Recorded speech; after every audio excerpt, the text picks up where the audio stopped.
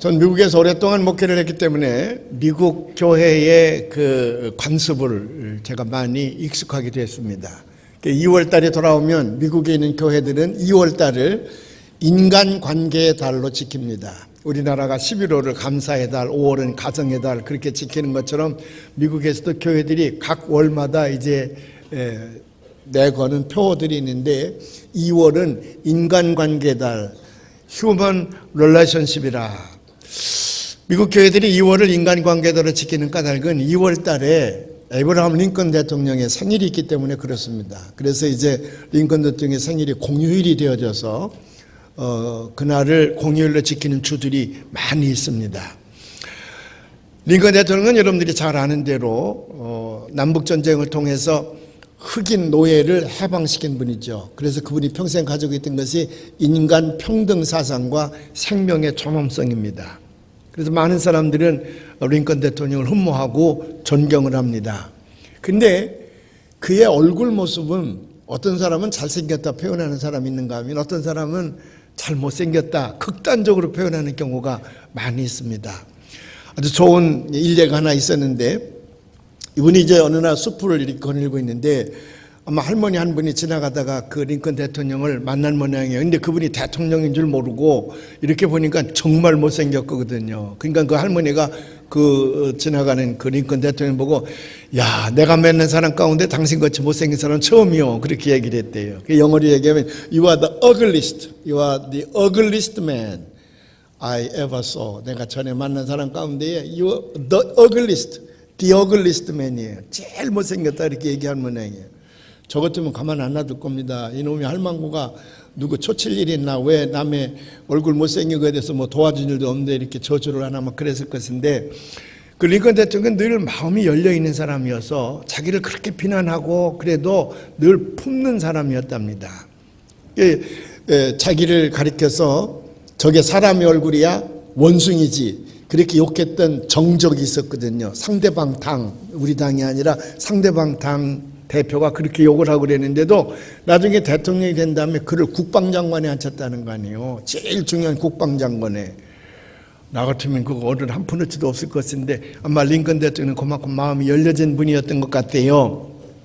그 할머니 그렇게 얘기하니까 링컨 대통령이 할머니 그러니 어찌란 말입니까? 내가 할 수 있는 일 아무것도 없는데요. 그렇지요. 뭐 지금 같으면 성형수술이라도 하든지 보톡스라 그러나 그거라도 맞든지 그럴 텐데 그때야 그런 게 없었을 때니까 자기도 어쩔 수가 없잖아. 부모가 그렇게 낳아준 걸 어떡하겠어. 그래서 I can't help it. 내가 어떻게 합니까? 내가 어떻게 달리 할 방법이 없지 않습니까? 그렇게 할머니에게 얘기를 했다는 거예요. 그랬더니 할머니가 고개를 흔들면서 하는 말이 No, I guess not. 그렇지 않아요. 그렇지 않아요. 당신이 적어도 최소한으로 할 수 있는 일 하나 있습니다. 그게 뭐냐면 제발 좀 바깥에 나오지 말고 방 안에 머물러 계시오. 이 할머니가 조금 이제 무식했던 할머니인 것 같은데 그거 얼마나 자존심 상하는 말이에요. 당신 나와서 돌아다니면 당신 얼굴 보고 많은 사람들이 스트레스 받는다. 아마 그런 의미로 할머니가 그렇게 얘기를 했겠죠. 그래도 링컨 대통령은 그 할머니를 늘 품어 안았다는 겁니다.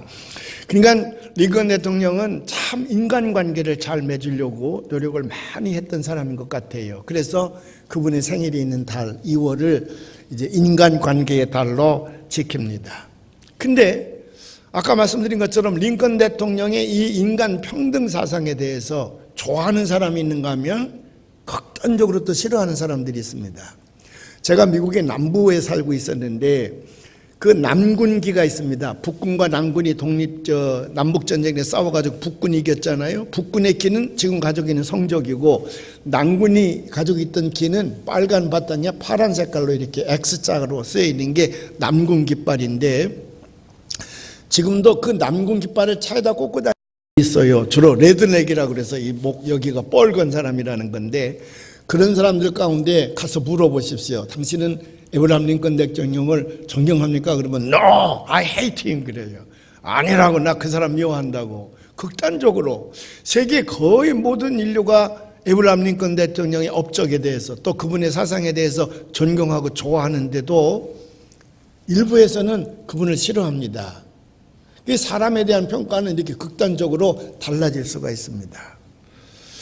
그런데 이 지구상에 사는 모든 인류, 문화와 지역과 민족과 그 인종을 초월해서 모든 사람들이 존경하고 경배하고 칭송을 드리는 사람이 있습니다. 그분이 누구냐면 예수 그리스도입니다.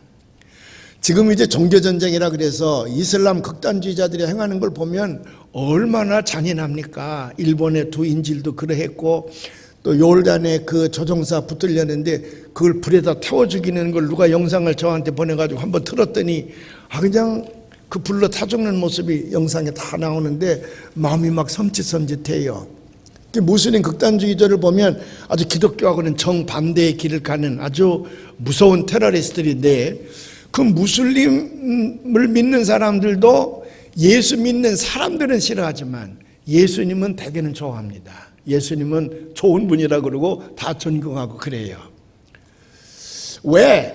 세계 모든 인류가 예수님이 누구라고 하는 것을 분명히 알면 그분을 존경하고 경배하지 않을 수가 없죠. 그분이 구세주로 이 땅에 오셔서 하늘보좌를 버려서 이 땅에 오셔서 종의 형체로 우리를 섬기시고 마침내 우리의 죄를 다 용서해 주시고 그분의 십자가의 은총으로 우리가 지옥에 갈 것인데 영생함을 얻어서 천국에 가서 하나님과 더불어 영원히 살 걸 생각하면 그 예수는 믿지 않고는 견딜 수가 없죠. 예수님이 누구신지 분명히 알면 그분에게 경배하고 칭송을 드릴 수밖에 없지만 그러나 예수님에 대해서 분명히 알지 못하면서도 근데 성경에 써 있는 예수님, 사람으로서 예수님만 알고 있어도 다 존경하는 이유가 뭘까? 왜 예수님을 다 좋아할까? 여러 가지 이유가 있지만 그중에 첫 번째 이유가 뭐냐면 그분은 치유자이기 때문에 그렇습니다. 치유자. 심판하고 정죄하고 비판하고 무시하는 무슨 사회적인 의의를 실현한다 그래서 마구 남을 이렇게 비난하는 그런 분이 아니라 의의 하나님으로 이 땅에 오셨지만은 언제든지 우리를 대하실 때에는 치유자이셨습니다. 육신적인 질병만 고쳐주신 거 아닙니다. 우리가 귀신에 의해서 우리가 붙들려서 사람답지 못한 삶을 사는 사람들에게 귀신을 내어 쫓는 그런 걸로만 우리를 도와주신 것이 아니에요. 언제나 그분은 사람을 고치셔서 이렇게 세워주시고 앞으로 나아가게 하는 다시 시작하게 하는 분이셨습니다. 여러분들이 잘 아는 대로 간음중에 잡힌 여인을 끌고 오질 않았습니까? 당시의 유대율법에 의하면 돌로 쳐서 죽여야 돼요. 마땅한 일입니다. 예수님도 그거에 대해서 이의가 없었습니다. 그런데 예수님은 의의 하나님으로 오셨지만은 그 돌을 들고 법대로 간음중에 잡힌 여인을 길에서 때려 죽이기로 결심하는 그 사람들을 향해서 너희들이 하는 일은 옳다. 그러나 너희 중에 죄 없는 자가 먼저 돌로 치라.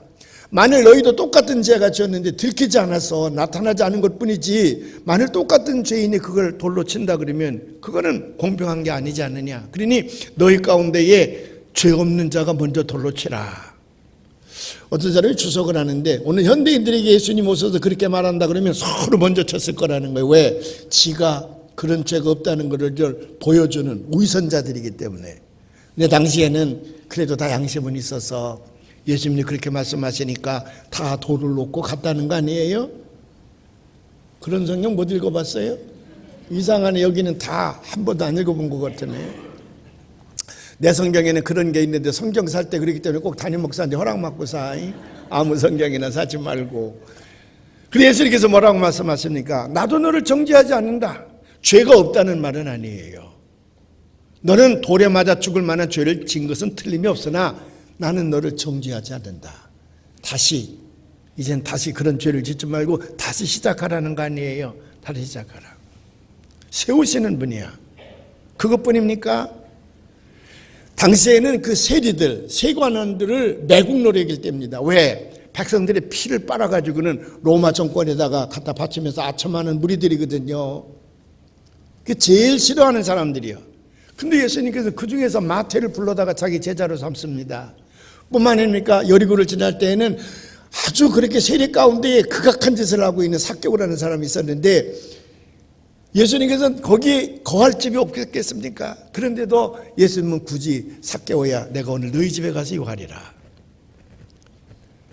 삭개오 보고 너 먹은 거 토해내라 이놈아. 너 왜 그딴 짓 한 말씀도 안 하시는 거야. 내가 너희 집에 가서 오늘 지내야 되겠다. 그 한 말씀에 삭개오는 은혜를 받고 자기가 남의 것 토색한 거 있으면 4배나 가깝게 했나이다 스스로 회개하는 걸 볼 수가 있잖아요. 예수님이 가시는 곳에는 언제든 이렇게 다 치유의 역사가 일어났습니다. 고쳐주시고 일으켜 세워주시고 앞으로 나아가게 하는. 요즘 뭐 교회 지도자들이나 또는 뭐 평신도 지도자들이나 할 것 없이 뭐 잘 믿는다고 하는 사람들이 입에다 거품 품고 뭐 사회 정리를 부르짖고 길거리에 나가서 막 손을 들고 그러는 사람 보면 예수님의 마음은 아닌데, 저게 예수님 마음은 아닌데. 예수님은 언제든지 쓰다듬고 고치시고 이렇게 세우셔서 그에게 앞으로 나가게 하시는 분 아닙니까? 그러니까 세계 모든 인류가 예수 그리스도를 존경하고 사랑하고 경배하고 찬송하는 까닭이 거기에 있습니다. 그런 예수님을 믿고 계신 여러분, 분명히 그 예수님이 누구신지 알고 믿는 여러분에게 하나님의 큰 복이 임하신 겁니다. 하나님 앞에 감사하시는 여러분들이 되시기를 주님의 이름으로 축원을 합니다.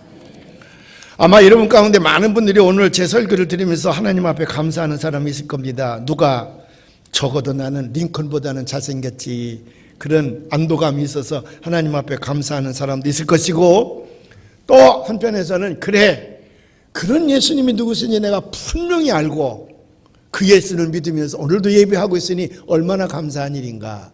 이것은 여러분들이 의지적으로 하고 싶어서 한 일이 아니라 하나님께서 성령을 보내셔서 여러분들에게 믿도록 만들어주신 줄로 믿습니다. 믿어지는 믿음을 주신 거예요. 믿어지는 믿음을 주신 하나님 앞에 감사하시기를 주님의 이름으로 축원을 합니다. 분명한 것은 예수님이 있는 곳에는 언제든지 치유의 역사가 일어났다는 거예요. 예수님이 있는 곳은 언제든지 치유의 역사가 일어납니다. 특별히 오늘 우리가 마가복음을 읽었는데 마가복음 전체는 보면 예수님이 가시면 복음을 전합니다. 오늘 말씀 37절 38절에 보면 예수님이 가셔서 전도하십니다. 사람들이 요청해서 가시기도 하시고 당신이 또 알아서 가시기도 하시는데, 가시면 전도도 하시고 병도 고치시고 귀신도 내어 쫓았다. 반드시 이 기사가 같이 가요. 그건 예수님이 전하시고자 하는 메시지는 뭐냐? 물론 천국 복음이지요. 그러나 우리가 천국에 갈 때까지 이 땅에서의 예수님께서 우리에게 주시는 복음은 뭐냐면 사랑의 손길로 우리를 이렇게 세워주시는 거야. 고쳐주시는 거예요. 그리고 앞으로 나아가게 하는 거예요. The healer, 치유자로 우리에게 다가오시는 분임을 여러분 믿으시기를 바랍니다. 그래서 마가복음은 특별히 예수님의 복음은 곧 치유의 복음이다, 그렇게 우리가 표현할 수가 있다고 하는 겁니다. 예수님께서 물론 제일 많이 고쳐주신 것이 육신의 질병이지요. 이거 피지컬, 우리의 몸에 병이 났을 때에 그걸 많이 고쳐주십니다. 그래서 문득병자도 고쳐주시죠. 귀머거리도 고쳐주시죠. 눈먼 봉사도 고쳐주시죠. 벙어리도 고쳐주시죠. 뭐 안진뱅이도 고쳐주시죠. 중풍병자도 고쳐주시죠. 오늘은 베드로의 장모가 열병에 걸렸습니다. 이 열병은 버닝 피버라 그래서 아주 온몸을 막 불에 태워가지고 불타게 하는 그런 아마 대단한 통증이 있는 병인 것 같습니다. 당시 그 가나안 지역에서는 갈릴리 지역에서는 유행하는 병인데, 그 병이 얼마나 괴롭고 고통스러우면 탈무드에 그 병 고치는 방법까지도 기록되어 있었답니다. 어떻게 되겠냐면은 이 신앙적인 행위인데, 그런 버닝 피버, 이 열병에 걸리면, 열병에 걸려서 머리카락을 잘라가지고는 날카로운 칼 하나를 그 가시덤불에다가 묶어서 두고 매일같이 성경을 봉독했답니다. 출애굽기 3장 2절부터 5절까지 그 호렙산 가시덤불 불꽃 속에서 하나님의 모세를 부르시는 장면 있잖아요. 그것을 매일같이 봉독하게 한 다음에 나흘째 되는 날은 그 칼을 꺼내서 가시덤불을 잘라가지고 불을 태우며 하나님 앞에 기도하면 하나님께서 그 병을 고쳐주셨다는 거예요. 지금 생각하면 약간 주술적인 그런 방법이기도 합니다만은 오죽 그 열병이 갈릴리 지역 사람들을 괴롭혔으면 탈무드에서까지 그 병 고치는 방법을 기록을 해놓으셨겠습니까? 그런데 예수님께서 가셔서 그 열병으로 누워있는 베드로의 장모를 일으켜 세우셔서 고치시는 거예요. 손을 잡아 일으켜 세우셔서 고치시는 거예요. 예수님의 손을 잡고 일으킴을 받은 그 장모는 고침을 받은 다음에 무슨 일을 합니까? 섬기는 일을 하는 거예요. 그때부터 시중을 들었더라. 예수님과 그 제자들을 잘 섬기는 일을 해서 그의 병이 완전히 나았음을 성경은 기록해주고 있습니다. 그 외에도 육신적인 질병을 고침받은 사람들이 많이 있죠. 그러면 그때만 육신적인 질병이 고침을 받고 지금은 아니냐? 아니에요. 지금도 우리가 육체적인 몸에 병이 났을 때에 하나님 앞에 기도하면, 우리 예수님께 기도하면 반드시 고쳐주실 줄로 믿습니다. 로버트 실러 목사님이 젊었을 때 이제 체험한 일인데, 딘 존스하고 로리 존스라고는 영화배우 부부가 있습니다. 주로 디즈니 월드에서 만드는 영화의 주인공을 많이 했던 사람인데 아주 잘생기고 아주 미남 배우입니다. 이 부부가 멕시코 시티를 여행을 갔답니다. 관광을 하는데 그 가이드가 오래된 교회가 하나 있는데 거기 좀 들어가서 관광을 하자 그래서 그 교회 안에 들어가서 이제 관광을 했다는 거예요. 관광을 다 한 다음에 나오려고 하는데 그 교회를 섬기는 사역자 한 분이 나오시더니, 혹시 여러분 가운데에 육신의 질병으로 고통을 받으시는 분이 있습니까? 그 병이 낫기를 원하는 분이 있습니까? 우리가 지금 기도하는 시간인데 우리 함께 기도합시다. 그때 로리 존스가, 이 딘 존스의 부인 로리 존스가, 여보, 나 오늘 여기서 내 병을 위해 기도할래. 우리 같이 기도하자. 그렇게 제안을 했습니다. 처음에는 딘 존스가 비웃었다는 거예요. 현대의학으로도 고치지 못하는 병을 어떻게 여기서 고칠 수 있겠는가. 더군다나 자기 부인은 아주 극심한 관절염을 앓고 있어서 매일같이 아스피린을 30알을 먹어야만이 그 통증을 견딜 수 있을 만큼 아주 아무리 병원에 가도 고치지 못하는 그런 불치의 병인데 어떻게 이런 데서 기도한다고 그 병이 낫겠는가 비웃었다는 거예요. 그러나 매일 아침에 그 아스피린을 먹어가면서 고통을 받는 자기 부인을 생각할 때에 부인이 원한다 그러면 자기가 그 부인을 위해서 함께 기도해야 되겠다는 마음이 일었다는 겁니다. 근데 그 부인이 자기 남편에게 하는 말이, 여보, 뭔가 여기서 일어날 것 같은 느낌이야. 뭔가 일어날 것 같은 느낌이야. 그 말은 영적인 문이, 영의 문이 열린다는 얘기예요. 하나님께 통하는 길이, 통로가 열린다는 얘기야. 그건 신비한 영적 체험입니다. 그래서 둘이 기도를 했다는 거예요. 근데 그 다음 아침에 일어났는데 로리 존스가 다른 날 같으면 나 너무 아프다, 손을 다 주물러라, 마사지 해라, 뭐 빨리 아스피린을 가져와라, 난리 법석을 치는데 아무 소리 안 하고 샤워장에 가 샤워를 하더라는 거예요. 여보 괜찮아? 오늘 아스피린 안 먹어도 되겠는데. 그 다음 날도 관절염이 자기를 괴롭히지 않는 거예요. 다 나은 거예요. 현대의학으로서는 도저히 고칠 수 없는 아주 극심한 관절염인데 하나님께서 그걸 고쳐주신 겁니다. 그래 이 부부가 너무 기뻐가지고 그 길로 LA로 달려와서 그 라바 실로 목사님에게 자기 손을 보이면서 내가 이렇게 병이 나았다고. 그때 그 라바 실로 목사님이 그 여인의 손을 꼭 붙들고, 하나님께서 고쳐주신 이 손인데 앞으로 이 손이 무슨 일을 하겠냐고, 하나님을 섬기는 일을 위해서 쓰여졌으면 좋겠다. 그래 눈물을 흘리면서 이 로리 존스가 그때부터 하나님을 위해서 많은 일을 했다고 하는 거거든요. 로리 존스의 손만 고쳐주시겠습니까? 오늘 뭐 불치의 병이 우리 주변에 많이 있지만 예수님이 원하시게 될 때에 그 병을 고쳐주시는 줄로 믿습니다. 또 하나의 간증이 있습니다. 1979년 9월 6일 날 미스 아메리카에 선발된 사람이 누구냐면 셰릴 프레웨트라고 하는 처녀입니다. 근데 이 아가씨는 1968년 어렸을 때에 아버지와 함께 차를 타고 가다가 차가 전복되는 바람에 하반신을 다쳤습니다. 다리가 부러지기도 하고 찢어지기도 하고 그랬는데 다 봉합수술을 해서 고침은 받았지만 오랫동안 휠체어를 타고 다녀야만 했습니다. 한참 성장기에는 이 아이가 오랫동안 휠체어를 타고 다니는데 나중에 휠체어에서 일어나서 보니까 그 눌려가지고 세포가 다 죽어서 왼쪽 다리가 제대로 성장하지가 않았습니다. 오른쪽 다리에 비해서 왼쪽 다리가 2인치가 짧았습니다. 약 5cm가 짧았습니다. 아버지 어머니가 열심히 교회를 다니니까 이 아이도 이제 교회에서 늘 생활하게 되는데 교인들이 볼 때마다 다 이쁘고 용모가 빼어난데 다리가 한쪽 짧아가지고 쩔뚝거리는 그 모습이 너무 안 됐어요. 근데 안타깝게 교인들이 그 아이를 사랑했다는 거예요. 근데 이 아이가 엄마를 따라서 교회를 열심히 나오니까 신앙소녀 그렇게 불렀답니다. 신앙소녀. 근데 1974년 10월 21일 날 미시시피주에 있는 잭슨이라고 하는 작은 마을에서 부흥회가 열리게 됩니다.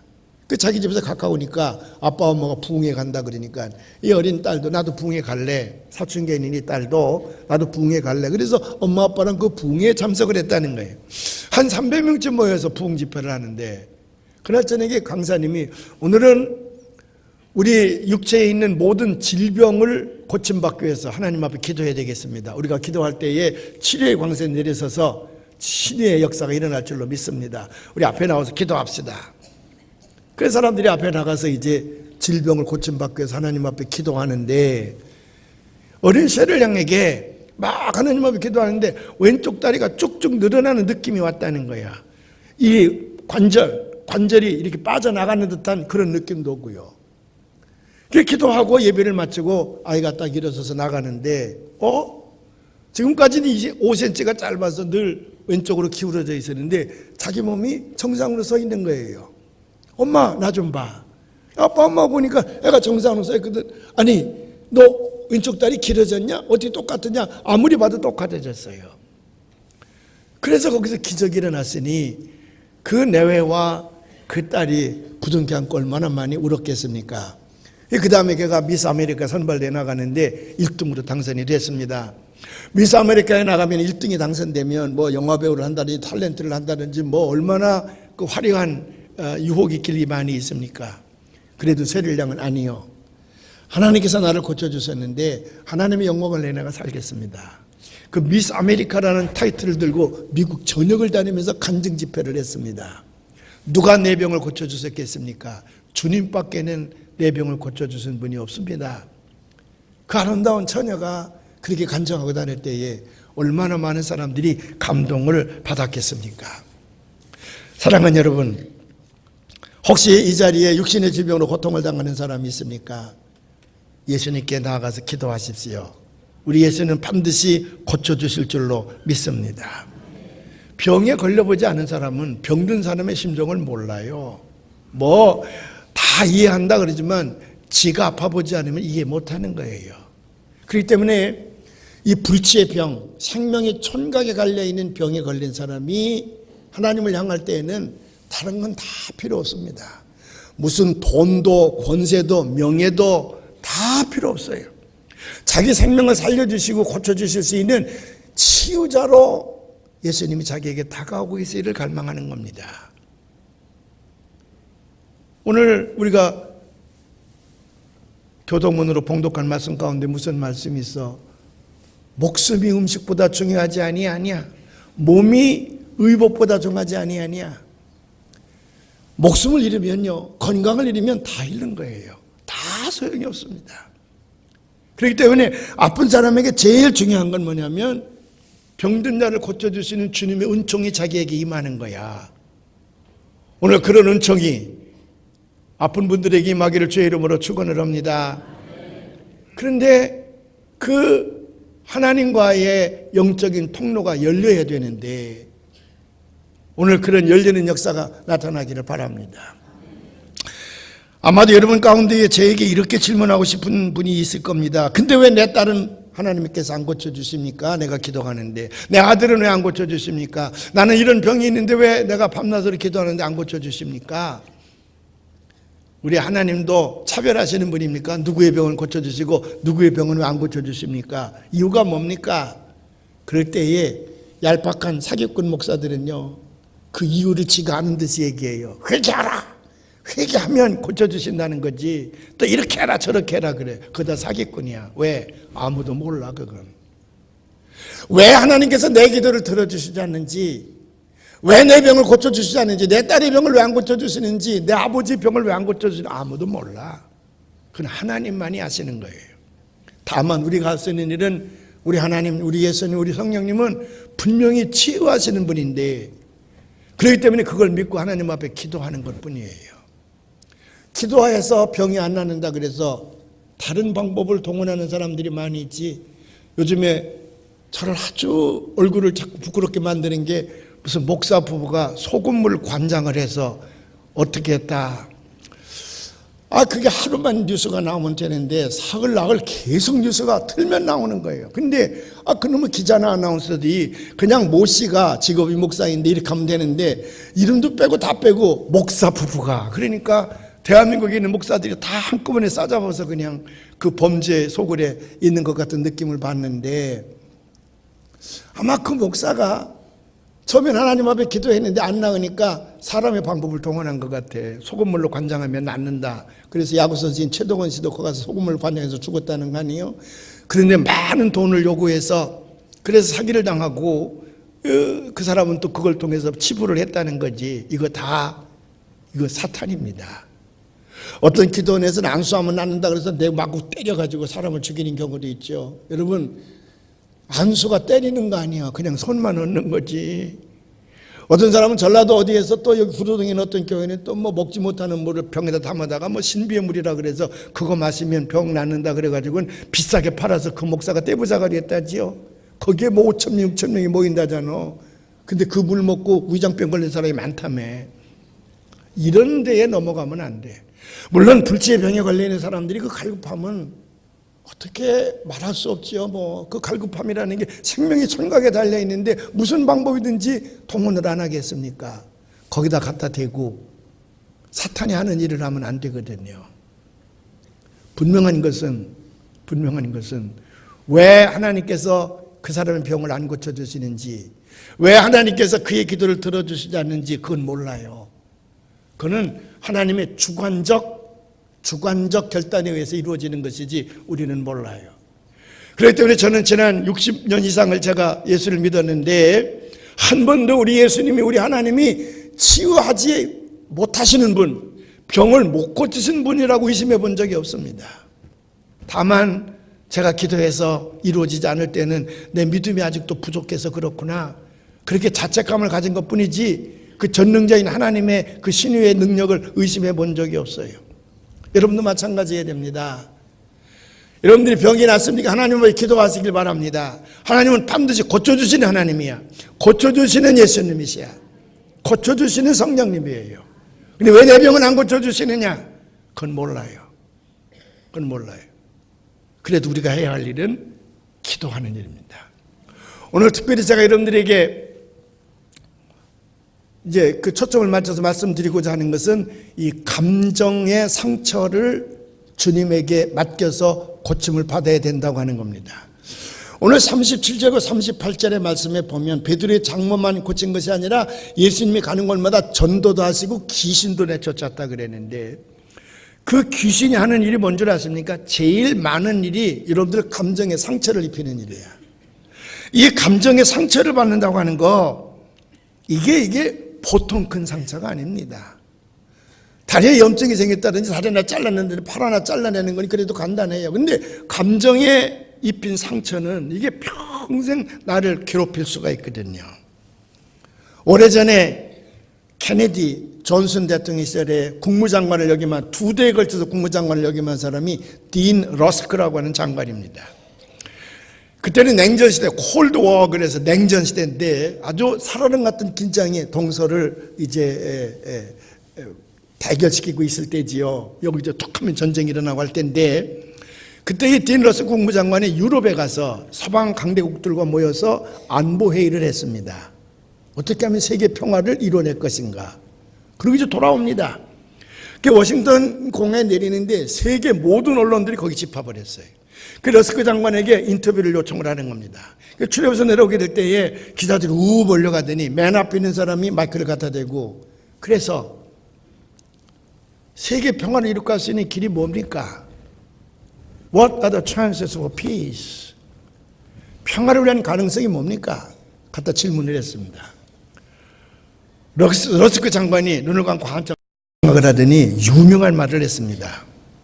그 모든 것은 사람이 이성적인 존재냐 아니면 감정적인 존재냐에 달려 있습니다. Depends on whether man is a rational creature or emotional creature. 사람이 이성적인 존재냐 감정적인 존재냐에 달려 있습니다. 이분이 그렇게 하고 자기 차를 타고 갔습니다. 이게 강대국의 국무장관으로서는 이례적인 답변이잖아요. 그거에 대한 해석이 이제 분분한 거예요. 이게 도대체 무슨 말이냐? 그때 심리학자들이 논란이 많이 빚어졌습니다. 사람은 이성적인 동물이냐 아니면 감정적인 동물이냐. 근데 많은 심리학자들이 그 얘기를 듣고 어떻게 결론을 내리냐 그러면 그의 말이 옳다. 사람은 분명히 이성적인 동물입니다. 합리적인 동물입니다. 그래서 짐승이 가지고 있지 않은 많은 생각들을 우리는 하게 돼 있어요. 그런데 우리는 분명히 이성적이고 합리적인 존재이지만은 우리가 하는 행동은 많은 경우에 이성에 따라서 행동하지 아니하고 감정에 따라서 행동한다고 말이에요. 감정에 따라서. 이성적인 존재인데도 행동은 언제든지 감정에 사로잡혀서 행동을 한다. 이성적으로만 생각하면 왜 세계에 전쟁이 있겠느냐. 근데 감정이 일어나니까 그 감정이 휘말리게 되니까 전쟁이 끊이지 않는다고 말이거든요. 불길이 없다는 얘기지. 불길이 없다는 얘기죠. 그런데 이 감정의 상처가 얼마나 많이 생깁니까? 일생 동안 이 감정이 움직이는 우리들은 그 감정의 상처가 많아요. 근데 그 감정의 상처는 대개 무엇을 통해서 얻습니까? 인간관계를 통해서 얻는 거예요. 인간관계를 통해서.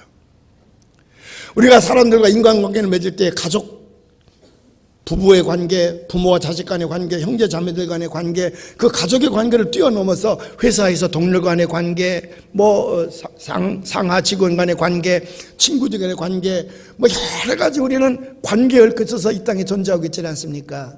근데 그 관계 속에 누가 침투를 해? 사탄이 침투를 하는 거예요. 귀신이 침투를 해서 아무것도 아닌 일인데 핏으로 내 심장을 쪼개내는 거예요. 그래서 내가 감정을 받기도 하고 상처를 받기도 하고, 내가 흘린 말이 아무것도 아닌데 상대방에게 깊은 상처를 주기도 하고, 나는 아무런 생각 없이 그냥 하는 일인데 그 일이 다른 사람에게는 너무 깊은 상처를 주기도 한다고 말이죠. 이 세상에 제일 어려운 관계가 부부간의 관계라 그러잖아요. 근데 잡지에 난 얘기를 제가 하나 읽었는데, 어느 부부가 이제 저녁을 먹습니다. 아내가 이제 스테이크를 맛있게 구워서 이제 둘이 같이 먹는 거예요. 아내가 심각하게 얘기하는 거예요. 여보, 우리가 처음 교제할 때나 또 처음 결혼했을 때, 신혼 때에는 내가 스테이크를 구우면 당신은 언제든지 내게 큰 것을 줬고 당신은 작은 것을 먹었습니다. 그때마다 내 남편이 나를 이렇게 위하는구나. 그래서 늘 감사하고 당신이 나를 진정으로 사랑한다고 생각을 하고 믿었습니다. 근데 세월이 점지 갈수록 20년, 30년 살다 보니까 요즘에는 내가 스테이크를 구워서 주면 큰 거를 당신이 먹고 언제든지 작은 거를 내게 주었습니다. 당신의 사랑이 식어지는 것을 여기서 발견합니다. 아마도 이제는 당신이 나를 더 이상 사랑하지 않은 것 같아서 나는 죽을 것만 같습니다. 깊은 상처를 고백을 하는 거예요. 남편이 깜짝 놀라는 거예요. 넌센스거든요. 남편이 볼 때 여보 그런 게 아니야. 처음에 결혼했을 때는 당신이 스테이크 굽는 게 엉망이어서 두꺼운 거 가지면 도대체 먹을 수가 없었다고. 그래서 내가 얇은 거 먹었고 당신이 두꺼운 거 먹었고, 지금은 20년 살다 보니까 지금은 스테이크 굽는 기술이 발달해가지고 얼마나 잘 굽는지 내가 큰 거 먹어도 아무 이상이 없어. 그래서 내가 큰 거 먹는 거지. 큰 거 먹고 작은 거 먹는 거에 따라서 당신을 사랑하고 사랑하지 않는 거 아니야. 제발 오해를 풀으라고. 그래도 이 아내는 그 생각이 벌써 10년, 20년 차곡차곡 쌓여왔기 때문에 그게 잘 풀리지 않는 거라. 병이 되는 거예요. 남편은 아무 생각 없이 한 거예요.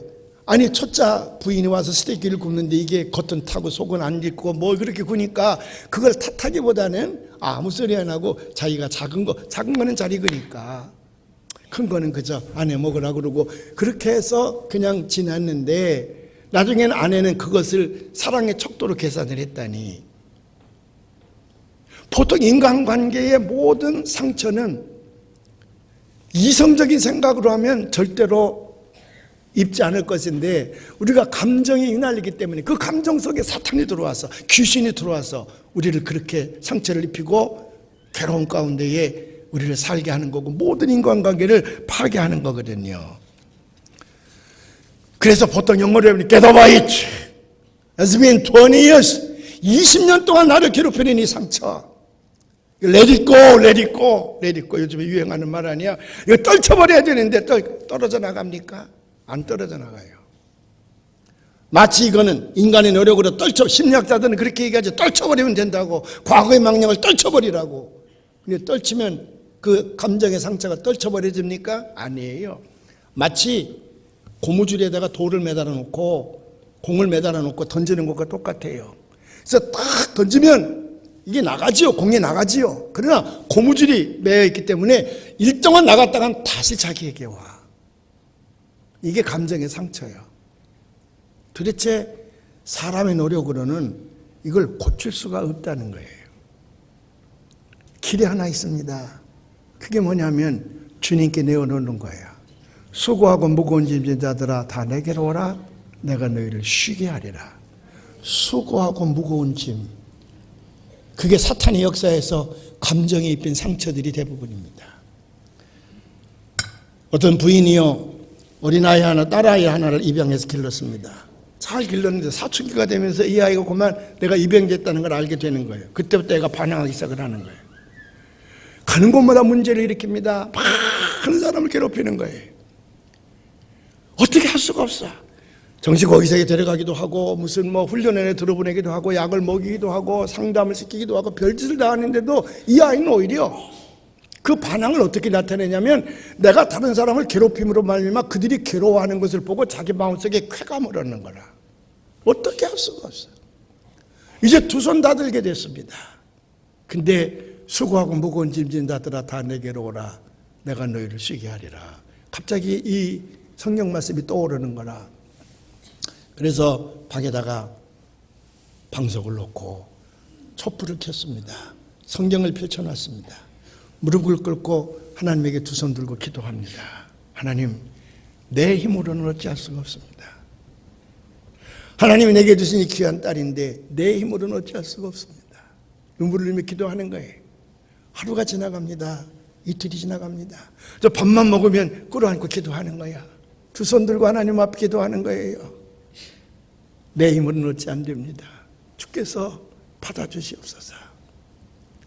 내 모든 시험 무거운 짐을 주 예수 앞에 아래에 오면 근심에 쌓인 날 돌아보소서. 내 근심 모두 맡으시네. 무거운 짐을 나 홀로 지고 견디다 못해 쓰러질 때 불쌍히 여겨 구원의 주님, 은혜의 주님 오직 예수. 근데요, 그렇게 며칠 지나가는데 나는 너를 지금도 극진히 사랑하고 있다. 그 음성이 자꾸 자기에게 들리더라는 거예요. 근데 그 음성이 들릴수록 지금까지는 그 딸에 대한 분노, 키워준 거에 대한 은공도 모르고 반항하는 그 딸에 대한 감정이 몹시 상해 있었는데 주님의 음성이 자꾸 들릴수록 딸을 사랑해야 되겠다. 아직도 내가 그 딸을 사랑하겠다는 마음이 불릴 듯 일어나는 거예요. 또 그런 딸을 주신 하나님 앞에 너무 고맙고 감사한 거예요.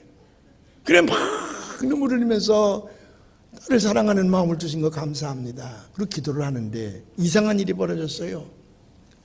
그 딸아이가 처음에는 자기가 기도하는 거 쳐다도 안 보더니 하루, 이틀, 사흘, 나흘 지나가는데 그 아이가 점진적으로 이 수그러드는 거예요. 어느 날 그 딸아이가 엄마 앞에 오더니 꼭 끌어안고 마미 너무 감사해요. 나를 이렇게 키워주셔서 너무 감사해요. 나는 이 세상에서 엄마 없으면 못 살아요. 나는 엄마가 너무 좋습니다. 그 아이가요, 자기가 낳은 자식보다 훨씬 더 좋은 딸로 바뀌어지더라는 거야. 그 여자가 잡지에다 썼어. 크리스천 투데이는 잡지에다 썼는데 내가 낳은 자식보다 훨씬 나를 사랑하는 내 딸. 자기 분신과도 같다는 거예요. 내가 어찌 해보려고 할 적에는 더 튀는 거예요. 무슨 의사에게 데려가고 상담을 시키고 무슨 약을 먹이고 훈련을 다 해봤지만 안 되는 거예요. 근데 주님 앞에 내어놓고 기도하게 될 때에 그때에 성령께서 그 짐을 대신 짊어져 주시는 거예요. 사이칼라지 투데이라고 하는 곳에서 이제 부부생활, 요즘에 하도 이혼이 많으니까 이제 부부생활에 대해서 여러 가지 많은 일들을 기록하고 있는데, 그중 연구 발표 가운데 하나가 뭐냐면 40년 50년 동안 결혼을 성공적으로 한 사람들을 조사를 해봤더니 첫 번째가 뭐라고 고백하냐면 My spouse, 내 배우자가 평생도록 always my best friend, 나의 가장 절친한 친구였었다. 그런 사람들은 성공을 하더라는 거지. 그리고 또 하나 두 번째가 나타나는데 뭐냐면 내가 내 남편에게 또는 내 아내에게 70% 이퀄리티, 소위 말하는 내가 50을 주면 반드시 50을 받아야 되겠다고 생각한 사람은 다 파경에 이르렀다는 거예요. 근데 누가 성공했냐면 내가 70, 80을 주면서도 나는 20, 30만 받아도 감사하다. 나는 저 사람이 너무 사랑스럽기 때문에 내가 70, 80을 주고 저 사람이 나 20만 줘도 괜찮다. 내가 사랑하는 것, 이것이 내가 저를 좋아하기 때문이다. 그렇게 마음먹은 사람들은 되게 성공을 했다는 거지. 근데 사이칼라지 투데이라고 하는 오늘의 심리학이라는 그 잡지에서 결론을 뭐라고 낸 줄 아십니까? 그럼에도 불구하고 사람들은 불완전한 존재이기 때문에 어딘가 성공적인 부부를 할지라도 어딘가에 상처가 있다는 거예요. 근데 한 가지 진리를 발견하게 됐는데, 성공적인 인생을 산 사람들을 조사하면서 한 가지 진리를 발견했는데, 이 진리는 50년 전이나 500년 전이나 지금이나 동일한 진리인데, 그게 뭐냐면 함께 기도하는 부부, 함께 기도하는 가정은 영원히 함께 간다는 거예요. 그렇기 때문에 그는 말하기를 뭐라고 얘기하냐면, 여러분 가정의 모든 문제를 행복한 가정으로 만드시길 원하십니까? 거기에 예수님을 초청하십시오. 그리고 아내를 위해 기도하십시오. 남편을 위해 기도하십시오. 자녀를 위해서 기도하십시오. 그래서 여러분 가정에 주님이 함께 머무시면 여러분 끝까지 행복할 수가 있습니다. 물론 예수님이 계신 곳마다 치유 역사가 일어나는 진리가 있다 할지라도 내가 기도하면 그 기도가 다 이루어지면 좋겠는데 기도가 응답되지 않을 때도 있지요. 그렇다고 기도 안 합니까? 그는 외로운 사람이에요. 그럼에도 불구하고 기도하는 거예요. 주님을 자기 가정에 모시고 기도하면 어떤 확신이 오느냐? 내가 세상을 나 홀로 사는 것이 아니로구나. I'm not alone. 나는 혼자 이 세상을 사는 것이 아니라는 믿음의 확신이 오기 때문에 결정적인 순간에 주님의 손길이 나를 이렇게 세우신다는 거예요. 그 믿음이 여러분들에게 있으시기를 주님의 이름으로 축원을 합니다.